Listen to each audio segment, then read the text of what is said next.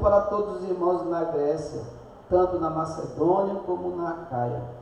Agora, partindo de vocês a palavra do Senhor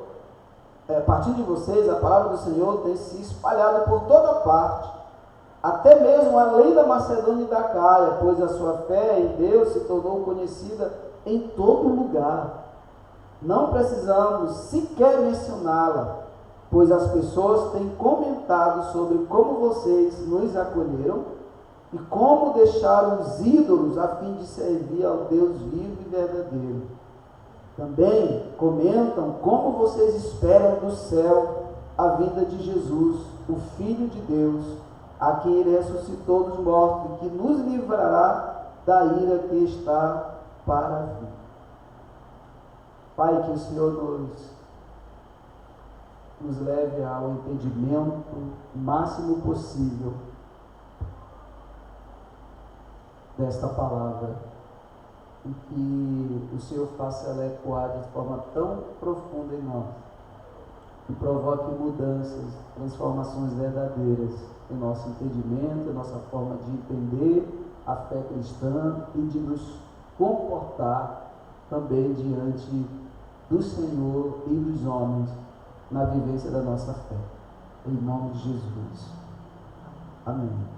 Eu criei o tema, Miguel, para essa palavra, porque dando a ideia, qual é a ideia, né? Pegando o resumo, a síntese dessa sessão, que tem a ver com a carta toda, né? E é vivendo a espera do Cristo, com fé, amor e esperança. Vivendo a espera do Cristo, com fé e esperança. No versículo 1, Paulo segue o formato habitual das cartas, né, antigas, né, de como se fazia. Então ele faz apresentando, apresenta quem é o autor, e aí no autor por isso que ele cita nós. Então dá a ideia clara de que Paulo, Timóteo e Silas participaram da escrita da carta. De que modo não se sabe, talvez como secretário, né, o fato é que os três estavam ali, o Espírito Santo usou os três para escrever esta carta aos Tessalonicenses. Então, e em seguida ele dá o destinatário, né, para quem é. Ele diz para a igreja de Tessalônica, então a vocês que estão em Deus, Pai e nosso Deus Jesus Cristo. Então ele especifica o Tessalônica e depois ele abre a nível universal mesmo, para todos que estão em Deus, né, e no Pai e no nosso Senhor Jesus Cristo. Então ele vai mencionar logo, ele menciona aqui também, não sei como é que é na versão de vocês, mas ele menciona Silas e algumas versões, não sei se está aí, ele fala de Silvano. Silvano é Silas, é o nome romano, né, de Silas, só para não haver confusão, né? Então ele cita Silas e Timóteo, mas de fato ele é reconhecidamente como o autor da carta.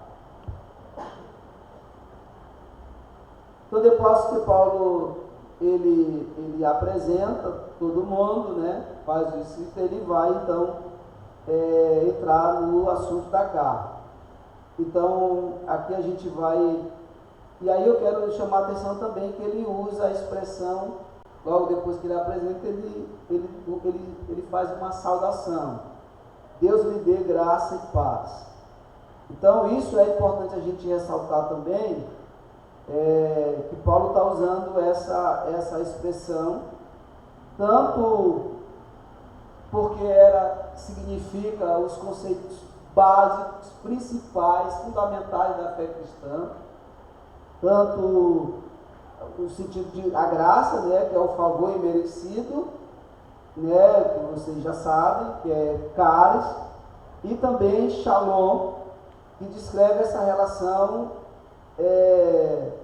que o cristão tem com Deus e também que deve cultivar com outras pessoas, essa relação de paz, né? Então ele usa isso como saudação, mas também ele vai usar isso várias vezes e muitas vezes nas cartas, também com a intenção de que os cristãos, a igreja, elas inculcasse, fixasse isso na sua mente.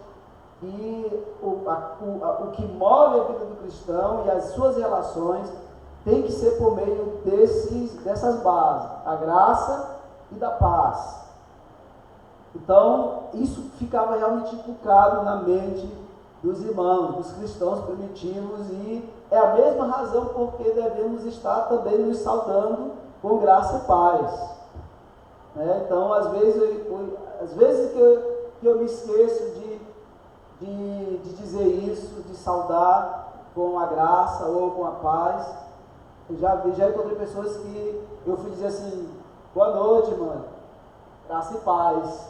Eu digo: opa, também graça e paz. Lembrou aqui, né? Então, isso não é claro que a gente não deve levar isso pro legalismo em si, mas é importante você estar com isso na tua linguagem, na ponta da língua, porque isso de alguma forma se transforma na tua comunicação interna e você vai entender. Mas percebe que a razão disso é que essas eram as bases pelas quais a igreja deveria viver e funcionar e se relacionar na graça, que é o favor imerecido, e também movido pela paz. Se a igreja não pode perder isso de vista, de forma alguma. A graça, porque todo o tempo nós vamos perceber a razão disso, o porquê devemos viver por meio da graça. Até porque hoje, mais do que nunca, nós vivemos uma geração, um momento onde o que prevalece na nossa tendência natural é os méritos, não é? A gente está mais para Moisés do que para Jesus. Muitas vezes a gente está mais para olho por olho do que para a graça. Então, por que a gente tem a tendência de ser muito meritórios? Inculcar, saber, entender o valor da vivência pela graça é fundamental para nós. Isso aqui é doutrina básica, doutrina é fundamento. Viver pela graça, se relacionar com graça, entender que muitas vezes é a graça que vai me mover a fazer algo por Rosa, porque se for depender só do mérito, se bem que Rosa é fantástica, a gente faz, ela merece já muito, né? Mas se for depender só do mérito, a gente vai em algum momento se desfazer. Eu vou me desfazer de Rosa, eu vou eliminar a Rosa, e aí a gente já tem isso na ponta da língua, essas palavras: eliminar, como é o nome? Bloquear, qual é outro? Vamos lá, você sabe disso. Deletar. A gente está com isso na cabeça. Enquanto que a palavra aqui, a ideia, a intenção de Paulo é que a igreja tivesse na cabeça graça. A forma que a igreja devia estar vivendo o evangelho, a fé cristã, nas suas relações, era por meio da graça. Não é pelo mérito de Val, porque se for pelo mérito, se vocês fossem relacionados comigo pelo mérito, vocês vão me deletar em algum momento. Vocês vão me excluir. Tem que ser pela graça. E graça é favor imerecido. Uma das reuniões que a gente teve lá na CT, um pouco mais recente, aí alguém fez essa pergunta: pastor, fulano de tal aí caiu, disse que estava bom e saiu das CTs, abandonou o tratamento, e agora, aí a família está ligando de novo, o que a gente faz? É sério? Não, mas não sei o que. Eu digo: irmão, se a gente tirar o princípio da graça, de como servir essas pessoas, então esquece o projeto. Porque se a gente for trabalhar com esses homens pelo que eles merecem, esquece. Pergunta para a mulher dele se ele merece. Pergunta para a mãe dele se ele merece. E tem família que vai dizer que não merece nada, ele merece morrer.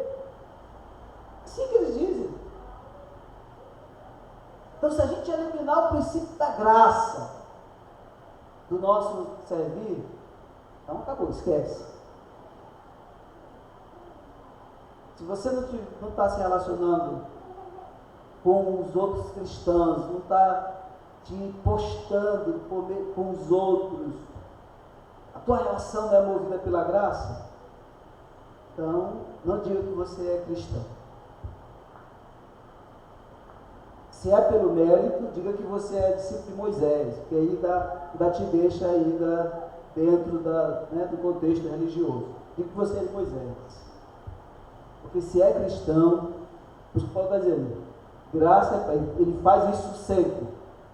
As saudações, as conclusões da carta, no começo ou no final, se você observar, sempre vai ter. Ele vai mencionar isso. Que a graça e a paz do Senhor Jesus, inclusive que que a gente usa como para dispersar o povo, né, para enviar o povo para casa, né, que é esqueci até o nome, Miguel, que eles ensinam lá no concílio. Quem estiver aqui se preparando para pastor, viu, Diego, Rubilei, Miguel, eu tenho que aprender isso aí, que é a bênção apostólica, a graça e a paz do Senhor Jesus começa assim. O amor de Deus e as consolações do Espírito sejam com o povo de Deus e boa semana. Então a igreja não pode perder isso de sentido, nunca. A graça e paz. A paz, que é o Shalom, isso vocês já sabem também. E aquilo que depender de vós, como é que é o resto? Tendes paz com todos. Faça o que for necessário. Não, mas é porque ele fez e o que depende de ti? Não, mas é porque ele disse, mas o que depende de ti hoje? É naquilo que depender de vós, percebe? Não é naquilo que depender do outro, é naquilo que depender de vós. Tem paz com todos. Essa é a doutrina básica da fé cristã. Então, esse é o mínimo que se espera de alguém que é um discípulo de Jesus, ou que se denomina assim.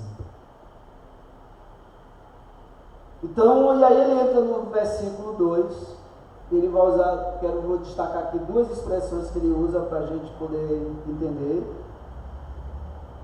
Aliás, no versículo 2 e 3, né, duas expressões desses dois versículos. Uma que ele diz,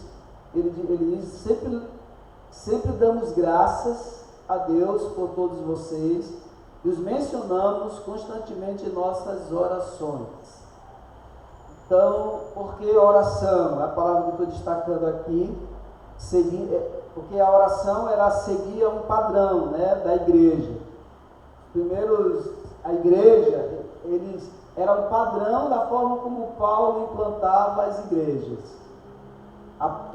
Todo o processo de plantação da igreja tinha como base duas coisas: a oração, né, e a evangelização. A oração e a evangelização.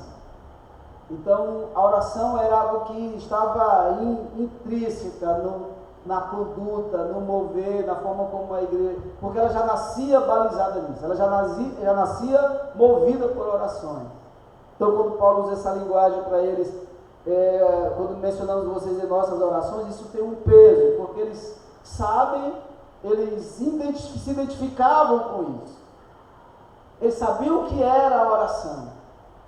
Eles sabiam o valor intrínseco, mais profundo do que era a orar e do que era alguém orar por alguém. Porque a igreja, ela nasceu com base em oração. E isso é outro resgate que a gente precisa fazer hoje.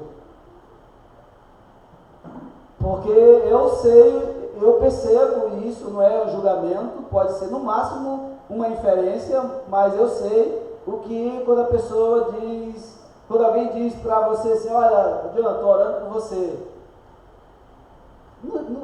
Na boa, como diz a galera aí, na boa, gente, qual que é a tua reação quando alguém chega e diz assim, ó, estou orando por você? Na boa mesmo. Não já é comum? Não é, a gente não recebe isso já no plano comum. No máximo a gente diz obrigado. Ou amém, né? Obrigado. Não, amém. Se é crente, diz amém.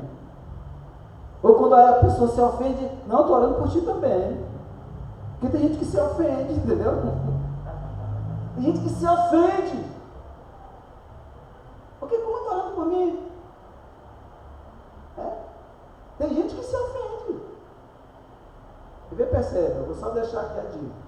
Mas a igreja, só para dizer isso, que a igreja, ela, quando Paulo menciona isso aqui, isso tem um impacto para eles. Tem um impacto muito intimista, um impacto muito profundo. E aí, por isso que ele diz, sempre damos graças a Deus. Não é porque quando a gente menciona vocês nas redes sociais, não é quando a gente menciona vocês em algum comentário, como outro. Não, é quando eu menciono vocês nas nossas orações. Eles entenderam, teve um impacto para eles.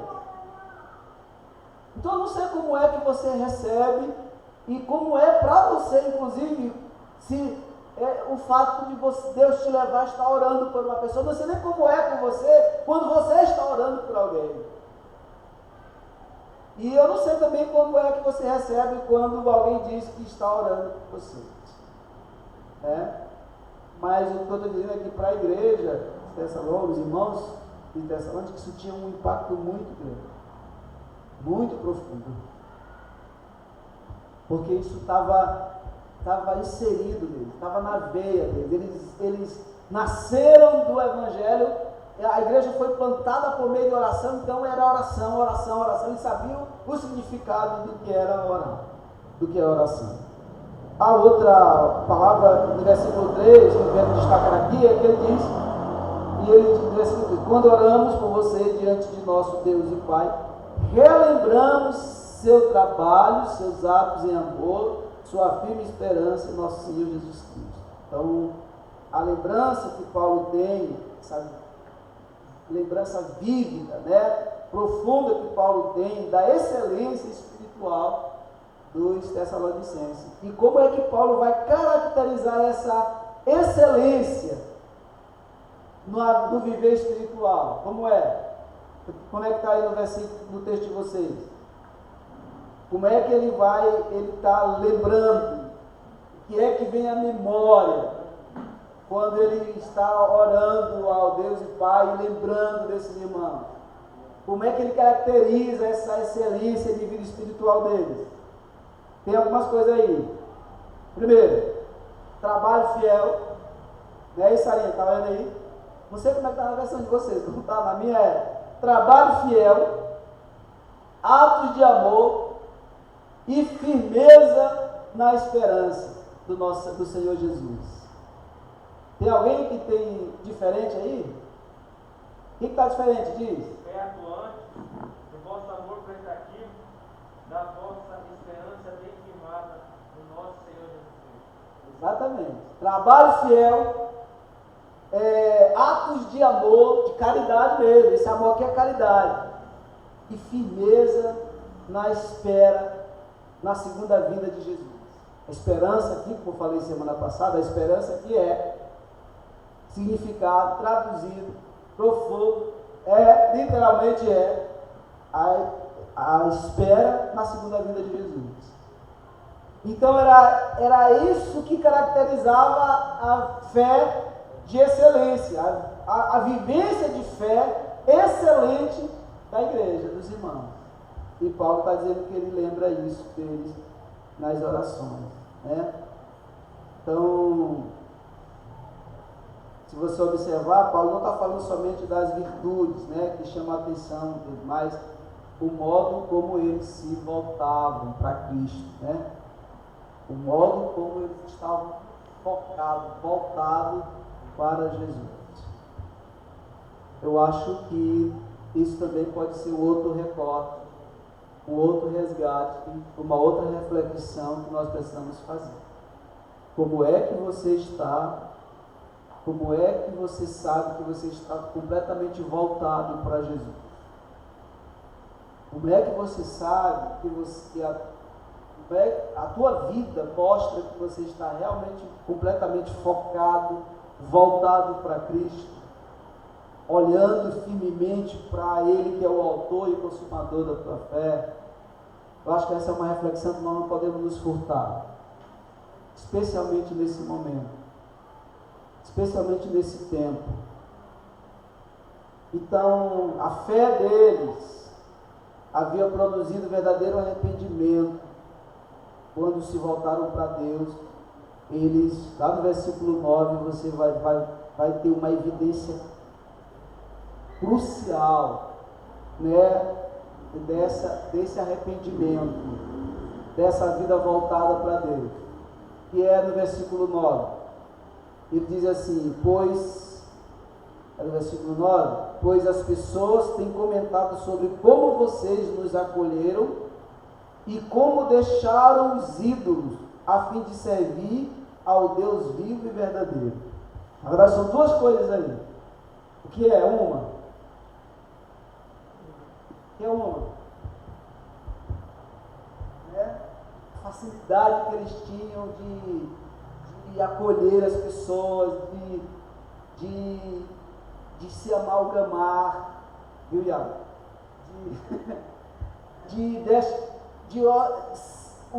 O dom da hospitalidade fluía, a forma como eles recebiam as pessoas. Mas tem uma coisa que é o mais forte, inclusive. Qual é? O abandono do pecado da idolatria.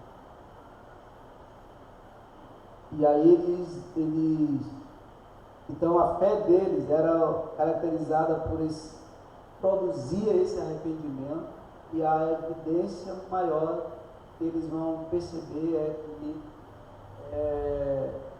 desse arrependimento foi o fato deles terem abandonado o pecado da idolatria pelos quais eles eram conhecidos, né?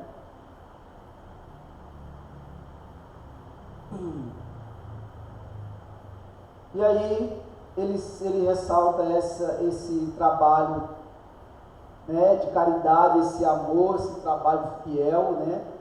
Era o serviço feito em amor. Então era um amor que era traduzido em serviço, em servir as pessoas. Por isso que ele fala ele usa aqui a expressão do trabalho, né? Em algumas versões diz de obra, né? Você acha que na versão de vocês diz de obra. Porque essa ideia mesmo do serviço no ministério, no reino em si. Era um amor transformado em caridade, que era traduzido em serviço, em servir as pessoas, servir na igreja, servir no reino de forma geral. Então isso caracterizava esse trabalho fiel. E o que caracterizava a esperança deles era a paciência na esperança. Então, a forma como eles firmemente tinham a esperança, a espera da volta de Jesus, e isso era evidente, isso era propagado. Todos, inclusive quem não era crente, identificavam neles, porque Tessalônica era uma cidade portuária, né? Então, transitória, então tinha gente de tudo quanto é lugar. Mas Paulo menciona que todo mundo que passava, chegava na cidade, ficava impactado com uma das coisas, era a forma como eles viviam na espera da volta de Jesus. Aí você vai falar, mas como é que eles vão? Gente, tem um monte de coisa. A questão é, a gente precisa, e aí eu fiquei com isso me debatendo também. Como é que eu faço para evidenciar, como é que a gente evidencia no nosso cotidiano que estamos de fato crendo firmemente e pacientemente e com entendimento de que Jesus vai voltar, e isso não tem dúvida, eu não tenho dúvida disso. Como é? Tem várias coisas que a gente pode refletir aqui. Uma delas, para mim, é o desapego. Para mim, o desapego a coisas e o apego a pessoas. Para mim, porque o mundo virou isso de cabeça para baixo. O mundo, ele personaliza coisas e coisifica as pessoas. Para mim, a espera de Jesus é desapego de coisas e focar em pessoas. Não importa o preço. Então, isso é uma coisa. Mas são várias coisas que, inclusive, o irmão de Tessalônica vivenciavam e chamava a atenção das pessoas. Nossa, como eles são, talvez eu fico imaginando, como eles são desapegados. Como é que a gente mostra que é desapegado? Abençoando as pessoas. Abençoando. O Espírito Santo vai falando e a gente vai obedecendo. Olha, o plantel está chegando aqui na cidade. Lembra que eles associam ao acolhimento, porque era uma cidade portuária. Então tem a gente tudo encontrou. Isso aqui é um estrangeiro. Como é que você faz para receber o estrangeiro? Nossa, eu nem conheço esse cara. Olha que ele me abençoou, olha como ele me recebe na casa dele. Nem conheço essa pessoa. Como assim? Ele me dá esse dinheiro para eu pagar minha pensão ali até eu ir embora? Como assim? Nem conheço ele está bancando o que vou precisar na minha estada aqui. Gente, é impressionante. Pastor, é possível viver isso hoje? Eu não sei, pergunto, o que vocês acham? O que vocês acham? O que tu acha, Lucinha?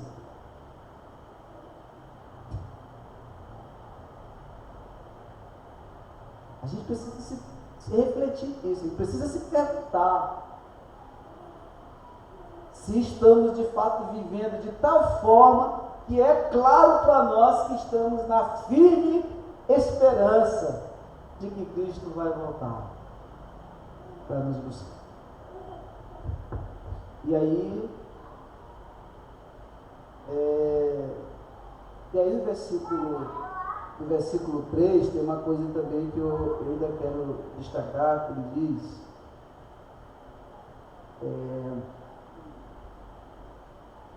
no versículo 4, desculpa, diz: sabemos, irmãos, que Deus os ama e os escolheu. Aí ele vai destacar uma doutrina muito especial da fé cristã, que é a doutrina da eleição.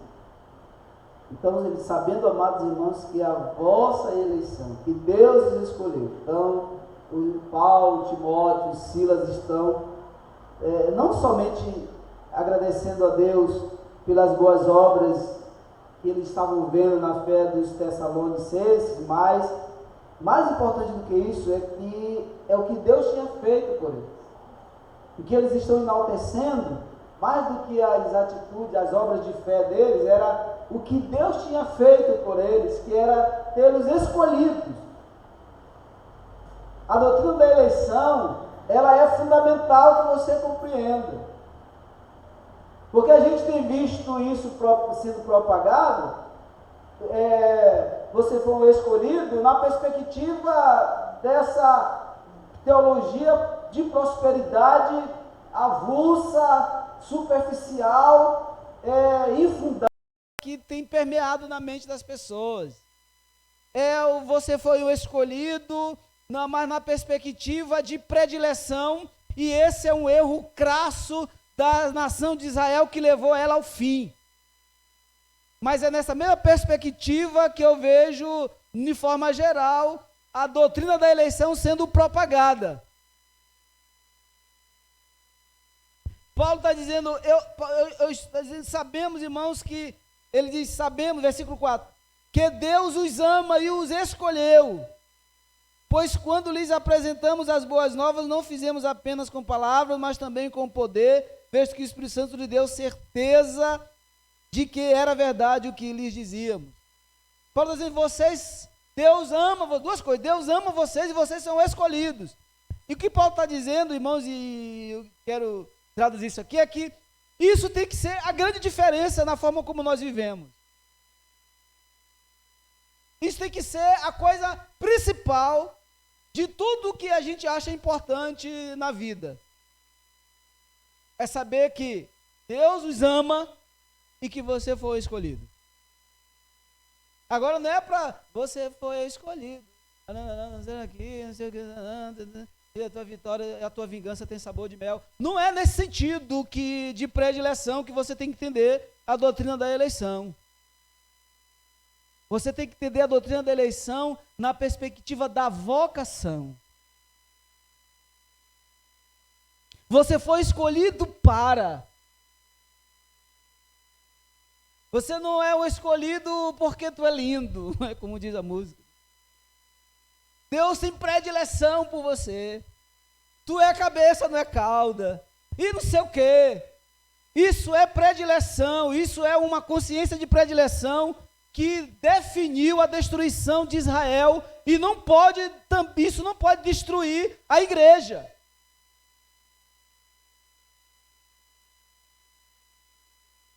A igreja foi eleita para uma vocação. Portanto, quando você ouvir, você é um escolhido, Jonathan. Aí Jonathan, uau, para quê? Para quê? Eu sou um vocacionado, é mesmo? Eu sou vocacionado. Há uma vocação de Deus para mim. Fui vocacionado para. E aí, deixa eu te perguntar, isso faz sentido com o que Paulo está dizendo da fé dos Tessalonicenses? Que é do trabalho fiel, do amor caridoso traduzido em atos de serviço. Faz sentido? Faz sentido porque que Paulo está dizendo que eles entenderam a doutrina da eleição. Quando é que se entende a doutrina da eleição? Quando você entende que você foi escolhido como um vocacionado por Deus. Não como um filho predileto. Porque estou lindo. Se você entender como predileto, tu vai ficar na tua zona de conforto aqui, os outros que se lasquem. Você não vai falar do amor de Jesus para ele. Deus não te escolheu porque tu é feio. Ele já me escolheu, eu já estou aqui, já estou salvo, já estou de boa. Mais ou menos assim que funciona. Israel entrou nessa, achando que as outras nações estavam perdidas e Deus escolheu eles porque eles eram, né, a nação predileta de Deus. Errou, miserável, né? O que Deus escolheu? A eleição de Israel era para vocação, a ideia era, escolhe Israel, e ele ministra em Israel, e Israel então ministra nas outras nações, e as outras nações, vendo Israel, se voltem para Deus. É a mesma coisa. Por que é a mesma coisa? Agora vamos entender o resto. Vocês veem, o versículo 5 vai nos dizer isso, eu vou ler mais rápido por causa do tempo. Olha o versículo 5, para você entender que é esse o caminho. É esse o direcionamento, a perspectiva da doutrina da eleição. Versículo 5.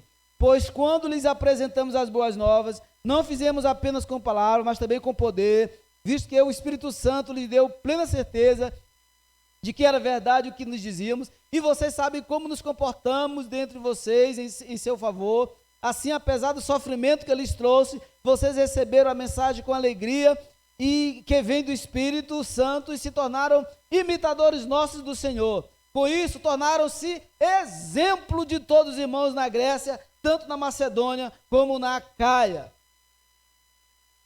E as pessoas olhavam para eles e se voltavam para Deus. Assim como eles olharam para os missionários e se voltaram para Deus, agora as pessoas estavam vivendo a mesma fé de Paulo, Silas e Timóteo, então as pessoas olhavam para eles e também se voltavam para Deus. É isso que é o sentido da doutrina de viver a eleição. Você foi escolhido para uma vocação. Escolhido com a vocação, ser luz, ser sal, ser referência, para que as pessoas olhem para você e queiram buscar a Deus. As pessoas olhem para mim, para nós, queiram buscar a Deus.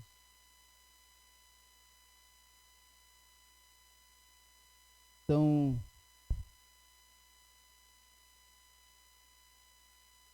Paulo lista uma série de coisas que são provas incontestáveis de que os tessalonicenses foram eleitos por Deus.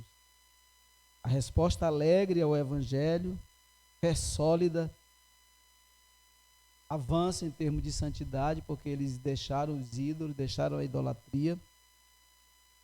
E o resultado é que Deus foi generoso com eles, dando sempre razão para eles se alegrarem. Né? Então, a mensagem que Paulo prega para eles é a mensagem de um Cristo crucificado.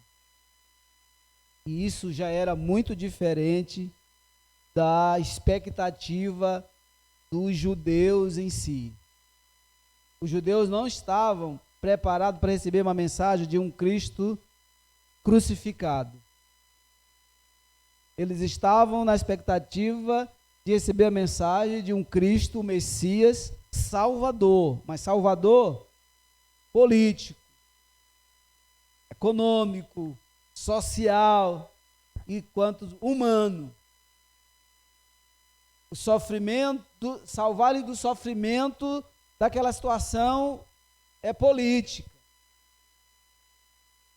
Mas Paulo menciona, diz que como eles apresentaram as boas novas e como o Espírito Santo fez com que eles crescem nas boas novas do Cristo que foi crucificado, mas que ressuscitou. Como Paulo está dizendo, como a gente fica impressionado, como vocês creram na nossa mensagem.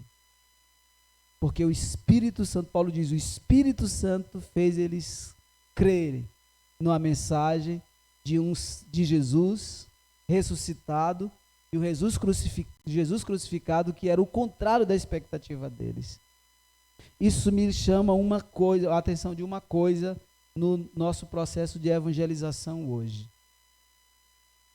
A mensagem que a igreja tem evangelizado as pessoas, ela soa um receio de falar de um Jesus, de que ela se converta para que ela renuncie, porque a mensagem geral da evangelização não tem a ver com renúncia mais, mas tem a ver com ganho. Tem a ver com ganho de coisas. Eu já contei aqui para vocês que novo convertido,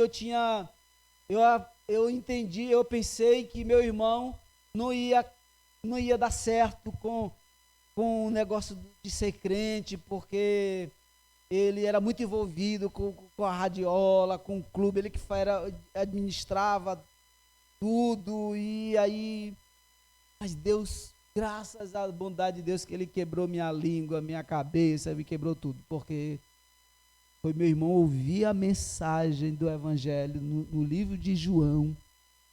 O Espírito Santo fez ele crer em um Jesus ressuscitado, crucificado e ressuscitado, que levou meu irmão a abandonar a vida que ele tinha, toda aquela crença e sonho naquele clube, naquela radiola. O Espírito Santo ainda faz isso. A gente só precisa não negociar a mensagem. A mensagem tem que ser do Cristo que foi crucificado e ressuscitou para gerar vida nova. Porque uma vida de ter coisas não precisa ela se converter, vai trabalhar, jogar na loteria, fazer qualquer outra coisa.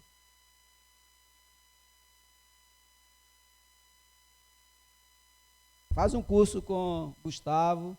Gustavo está aí no curso ensinando como ficar rico, né, Gustavo? Por renda fixa, renda variável. Faz um curso desse aí. Se a nossa expectativa em Cristo, se a nossa esperança em Cristo estiver limitada, voltada para essas coisas, Paulo diz que nós somos o quê? Estou com medo de dizer, né? Os mais miseráveis dos homens estão perdendo tempo, essa que é a ideia. Está perdendo tempo. Está te envolvendo nisso aí à toa. Porque a esperança não é essa. Então, o que a gente não deve é negociar a mensagem da evangelização, porque quem vai traduzir no íntimo de qualquer pessoa, rico ou pobre, é o Espírito Santo. E o que a gente precisa fazer então? Para que esse evangelho seja pregado com poder, como Paulo diz aqui. E qual que é o efeito quando esse evangelho é pregado com esse poder e crendo, deixando que o Espírito Santo faça a obra? Ele diz assim, apesar do sofrimento que eles trouxe, vocês receberam a mensagem com alegria que vem do Espírito Santo e se tornaram imitadores nossos e do Senhor. Com isso, tornaram-se exemplo para todos os irmãos da Grécia, tanto na Macedônia como na Acaia. Agora, partindo de vocês a palavra, mudou. Agora já é eles que vão. Partindo de vocês a palavra do Senhor, partindo de vocês, a palavra do Senhor tem se espalhado por toda parte, até mesmo além da Macedônia e da Acaia, pois a sua fé em Deus se tornou conhecida em todo lugar. As pessoas olhavam para como eles viviam a fé cristã e o crendo na palavra que eles pregavam. O efeito do evangelho foi tão poderoso na vida dos Tessalonicenses que eles se tornaram exemplos para toda a província ali da Macedônia, da qual a cidade era a capital, né? Falando que era a capital da Macedônia na época. Então, ele diz que a vossa fé se espalhou, né? Vocês se tornaram exemplo. Em versículo 9 ele diz, pois as pessoas têm comentado sobre como vocês nos acolheram e como deixaram os ídolos a fim de servir ao Deus vivo e verdadeiro. E também comentam como vocês esperam do céu a vinda do Senhor Jesus, o Filho de Deus, a quem ele ressuscitou dos mortos e que nos livrará da ira que está por vir. Então Paulo, ele vivia de forma que ele esperava a volta de Jesus. E isso ia ocorrer a qualquer momento. Ele pregava isso, ele vivia isso. E foi isso que os Tessalonicenses aprenderam. E passaram a viver da mesma forma. Então esse é um resgate que a gente precisa fazer urgente. Como é que eu vivo de forma que, de fato, o meu modo de viver denuncie, evidencie que eu sou um crente que tenho firme esperança na volta de Cristo. Como é? E aí, só para me encerrar aqui, eu elenquei uma série de várias coisas que você pode anotar, escrever, guardar, ler isso no nosso site. Se você não quiser ter o trabalho de escrever agora, vai lá no site, né, Miguel? Hugo? Onde é que vai?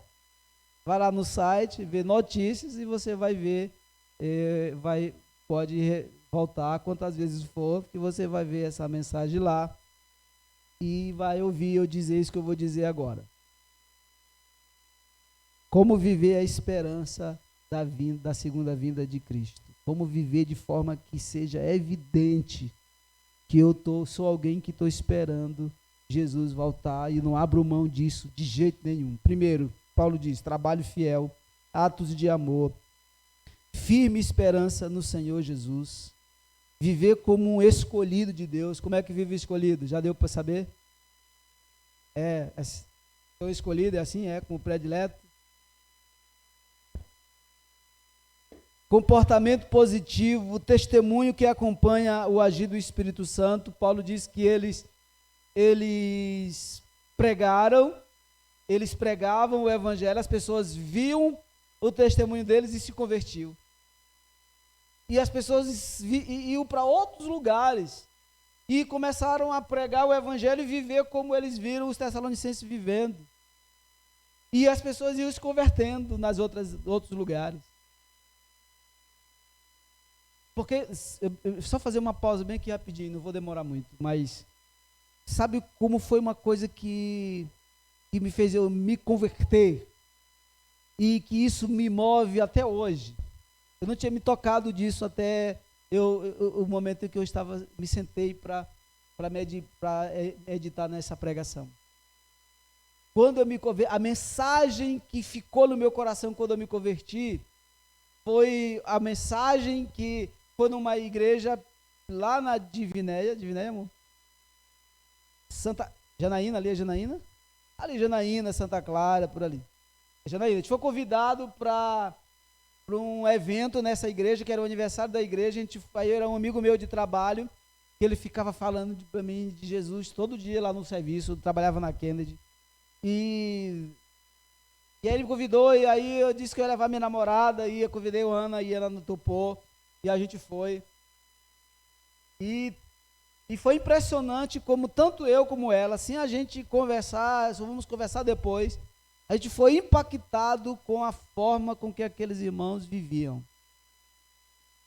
Aquele dia com deles trabalhando, movendo, arrumando a igreja para o aniversário, para a festa, para o culto, e aí aquela comunhão, a alegria, o jeito amoroso de servir um ao outro, isso não me sai da cabeça até hoje. A amizade que eles tinham, e aí veio a palavra de noite, e a gente saiu de lá impactado, todo, né, todo desbulhado por dentro. A gente saiu de lá muito, tanto que a gente veio de ônibus, a gente passou um bom tempo assim, ó, do ônibus, sem, e quieto assim, eu e Ana, sem falar assim um com o outro.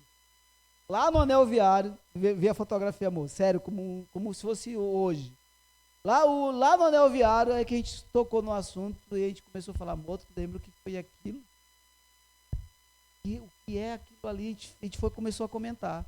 Aí Ana disse assim, quando eu me converter, eu quero me converter numa igreja batista. Lembra? Porque a gente vê muito impactado. Quando eu me converti, irmão, e até hoje isso me move. O estar junto, o servir junto, essa coisa de se mover mesmo para as pessoas, até hoje isso me move. Prazer de pregar a palavra, como ouvia neles, até hoje isso me move. Até hoje isso me move.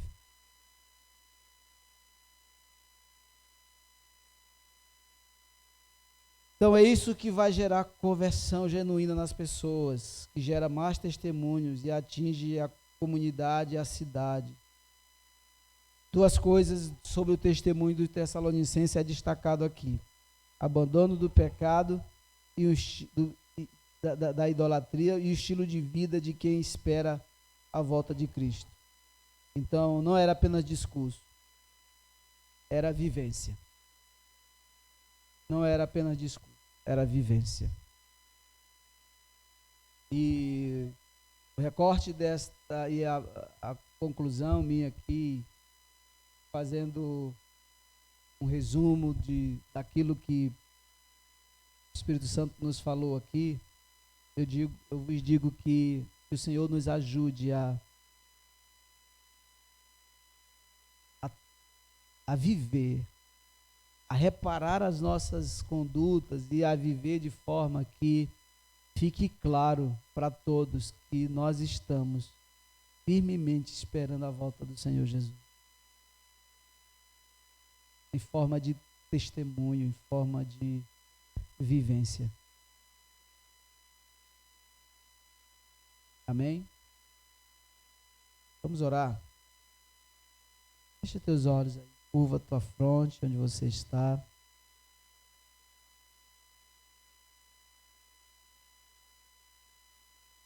que é que o Espírito Santo falou com você nessa noite? Sobre o que ele falou com você nessa noite? O que é que o Espírito Santo está pedindo que você faça, que você mude nessa noite? O que é que o Espírito Santo está movendo no teu coração para atitude, para ação, para mudança, e que você precisa realmente sair do teu lugar, te mover? O que é? Eu elenquei uma série de coisas que eram para mim depois que terminei de fazer essa pregação.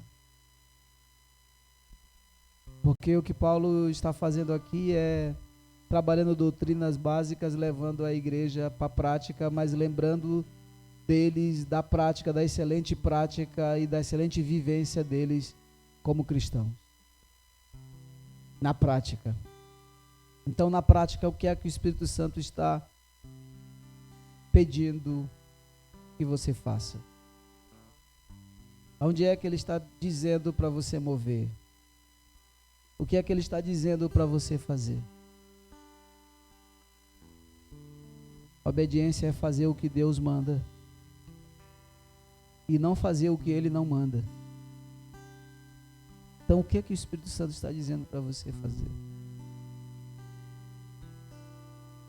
Senhor, que misericórdia tua é tão grande, Deus. Teu poder é tão especial sobre nós. Essa palavra é tão viva e tão transformadora. E a gente não se controla quando o Senhor está agindo dentro da gente. Então, Senhor, que a tua palavra venha nos mover, Senhor, para a prática. Que nenhum de nós aqui e nenhum daqueles que ouvirão esta mensagem